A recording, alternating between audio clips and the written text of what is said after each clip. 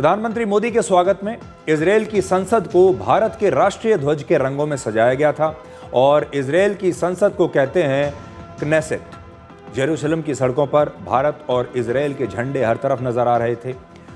और अब आपको इजरायल के एक प्रमुख अखबार द जेरूसलम पोस्ट का फ्रंट पेज दिखाते हैं, जिसमें प्रधानमंत्री मोदी की तस्वीर के साथ हिंदी में लिखा है नमस्ते, और वहाँ की जो लोकल भाषा है हिब्रू, उसमें लिखा है शलोम, जिसका मतलब होता है नमस्ते या हेलो।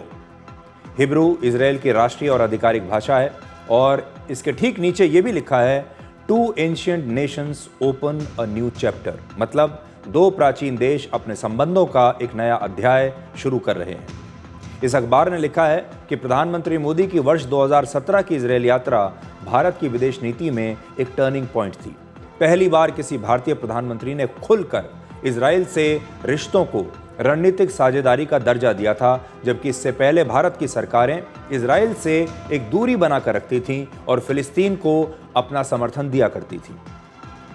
इस अखबार के मुताबिक इजरायल की सबसे बड़ी ताकत है डिफेंस टेक्नोलॉजी, और यही भारत की सबसे बड़ी और महत्वपूर्ण जरूरत भी है।